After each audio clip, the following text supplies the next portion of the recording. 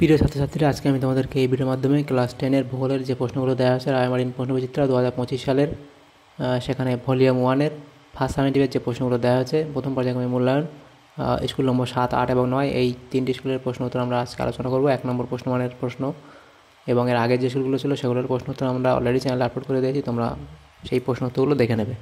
দেখো, আমাদের এখানে 7 নম্বর স্কুল বিভাগ ক, সেখানে 8টা এমসিকিউ প্রশ্ন দেওয়া হয়েছে।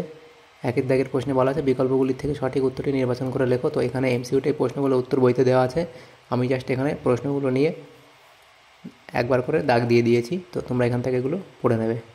নেক্সট দেখো বিভাগ খ, সেই বিভাগ খ এর মধ্যে যে প্রশ্ন উত্তরগুলো আছে দেখো, নির্দেশ অনুসারে নিম্নলিখিত প্রশ্নগুলির উত্তর দাও। 2-এর দাগের 1-এর প্রশ্ন, নিম্নলিখিত বাক্যগুলি শুদ্ধ হলে পাশে শু এবং অশুদ্ধ হলে পাশে অ লেখো। প্রথম প্রশ্ন বলা আছে দক্ষিণ ভারতে গ্রীষ্মকালে আম্র বৃষ্টি হয়, এটা ঠিক বলা হয়েছে। নেক্সট প্রশ্ন ছিল ভারতের মরুভূমি গবেষণা কেন্দ্র রাজস্থানের যোধপুরে অবস্থিত, এটাও ঠিক বলা হয়েছে। পরে ছিল প্রশ্ন উপযুক্ত শব্দবৈশিষ্ট্যে শূন্যস্থান পূরণ করো। প্রথম প্রশ্ন বনভূমির শতকরা উপস্থিতিতে ড্যাশ রাজ্য প্রথম স্থান অধিকার করে, শতকরাতে মিজোরাম রাজ্য প্রথম স্থান অধিকার করে, মিজোরাম। নেক্সট প্রশ্ন ম্যাটারহর্ন পিরামিড চূড়া ড্যাশ পর্বতে অবস্থিত, এটা হবে আলপস পর্বতে অবস্থিত।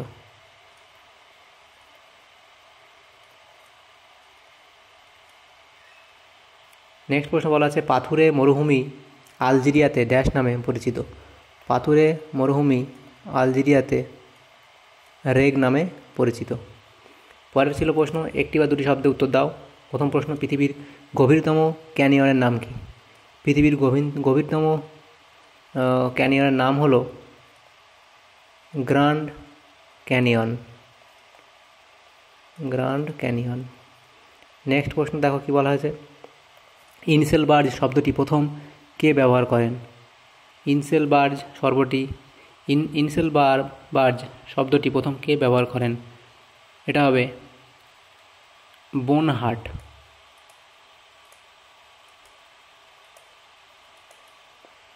এরপরের প্রশ্ন দেখো কি বলা আছে ভারতের উচ্চতম গিরিপথের নাম কি? এটা হবে মানা বা ডুংরিলা।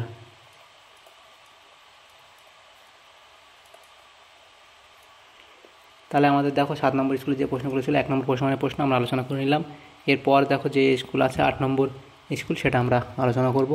8 নম্বর স্কুল দেখো কি বলা হয়েছে নোনা হাই স্কুল এইচএস বিভাগ ক এর মধ্যে এখানেও 8টা এমসিকিউ প্রশ্ন দেওয়া আছে। তো 8টা এমসিকিউ প্রশ্ন আমরা এখানে দাগিয়ে দিয়েছি, তো এই প্রশ্নগুলো তোমরা এখান থেকে পড়ে নেবে। নেক্সট দেখো বিভাগ খ এর যে প্রশ্ন আছে 8 নম্বর স্কুলে, সেখানে 2-এর দাগে বলা আছে নির্দেশ অনুসারে নিম্নলিখিত প্রশ্নগুলি উত্তর দাও। প্রথম প্রশ্ন 2-এর দাগের 1-এ বলা আছে শুদ্ধ অশুদ্ধ নির্ণয় করতে বলা আছে। প্রথম প্রশ্ন বলা আছে মরু অঞ্চলের শুষ্ক নদীখাতকে ক্যানিয়ন বলে, মরু অঞ্চলের শুষ্ক নদীখাতকে ক্যানিয়ন বলে, এটা ভুল, কারণ এটাকে ওয়াদি বলা হয়। নেক্সট প্রশ্ন ছিল উত্তর পশ্চিম ভারতে একটি স্থানীয় বায়ু হলো আঁধি, এটা ঠিক বলা আছে। এরপরের প্রশ্ন কী ছিল উপযুক্ত শব্দবিশেষে শূন্যস্থান পূরণ করো। প্রথম প্রশ্ন বায়ু সাধারণত ড্যাশটি পদ্ধতিতে ক্ষয়কার্য করে, বায়ু সাধারণত 3টি পদ্ধতিতে ক্ষয়কার্য করে। নেক্সট প্রশ্ন নদীর গতিবেগ দ্বিগুণ বেড়ে গেলে তার বহন ক্ষমতা কত গুণ বাড়বে? তার বহন ক্ষমতা 62 গুণ বাড়বে, তার বহন ক্ষমতা 64 গুণ বাড়বে।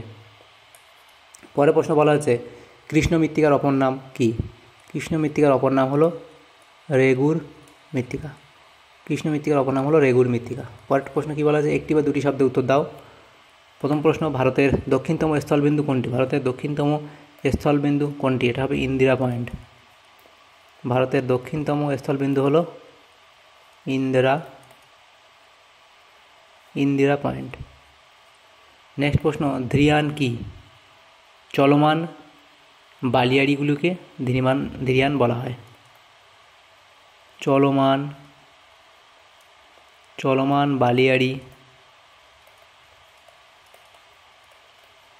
বালিয়াড়িগুলিকে ধীরিয়ান বলা হয়। নেক্সট প্রশ্ন ছিল ভারতের দীর্ঘতম অন্তর্বাহিনী নদী কোনটি? ভারতের দীর্ঘতম অন্তর্বাহিনী নদী হলো লুনি। তাহলে এখানে 8 নম্বর স্কুলের যে প্রশ্নগুলো ছিল এমসিকিউ এবং এসিকিউ টাইপসের প্রশ্ন 1-এর প্রশ্নগুলো উত্তর আমরা আলোচনা করলাম। নেক্সট 9 নম্বর স্কুল, সেটা আমরা আলোচনা করব। 9 নম্বর স্কুলে কী বলা আছে দেখো Paniparul Mukteshwar high school HS, এখানে বিভাগ ক এখানেও 8টি এমসিকিউ টাইপ প্রশ্ন দেওয়া আছে, তো প্রশ্নগুলো আমরা এখানে দাগিয়ে দিয়েছি, তোমরা এখানে দেখে নেবে এবং বইতেও এর উত্তর দেওয়া আছে। তো বিভাগ ক্ষয়ের যে প্রশ্ন আছে সেখানে দেখো সেই প্রশ্নগুলো নির্দেশ অনুসারে নিম্নলিখিত প্রশ্নগুলো উত্তর দাও। প্রথম এখানে সূত্র নির্ণয় করতে বলা আছে। প্রথম প্রশ্ন, লেকটাক হ্রদ মণিপুরে অবস্থিত, এটা ঠিক বলা আছে। দ্বিতীয় প্রশ্ন বলা আছে ঝুলন্ত উপত্যকায় জলপ্রপাত গড়ে ওঠে, এটাও ঠিক বলা আছে। এখানে উপযুক্ত শব্দবিশেষ শূন্যস্থান পূরণ করো। প্রথম প্রশ্ন, জলবায়ু পরিবর্তনে সুন্দরবন অঞ্চলের বাসস্থান ত্যাগকারী মানুষদের পরিবেশগত ড্যাশ বলে। তো এই প্রশ্ন উত্তর আমাদের জানা নেই, যদি তোমাদের কারো জানা থাকে অবশ্যই কমেন্ট বক্সে কমেন্ট করবে। অথবা এই প্রশ্ন ছিল বহির্বিধৌত সমভূমিতে কেটল জলপূর্ণ হলে তাকে ড্যাশ বলে, তাকে কেটল হ্রদ বলে। নেক্সট প্রশ্ন, কৃষ্ণ মৃত্তিকায় ড্যাশ চাষ সবচেয়ে ভালো হয়, কার্পাস বা তুলো চাষ সবথেকে ভালো হয়। কার্পাস লিখতে পারো, বা কার্পাস বা তুলো চাষ সবচেয়ে ভালো হয়। পরের প্রশ্ন ছিল কি একটি বা দুটি শব্দ উত্তর দাও। বিকল্প প্রশ্নগুলি লক্ষণীয়। প্রথম প্রশ্ন বলা আছে জলপ্রপাতের পাদদেশে সৃষ্ট বৃহদাকার গোলাকার গর্তকে কি বলে? গোলাকার গর্তকে প্রপাত কূপ বলা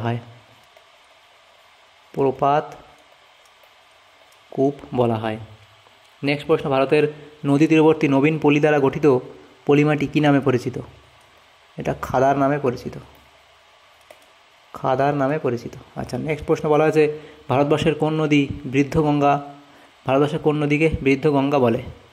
এটা হবে গোদাবরী নদীকে বৃদ্ধ গঙ্গা বলা হয়।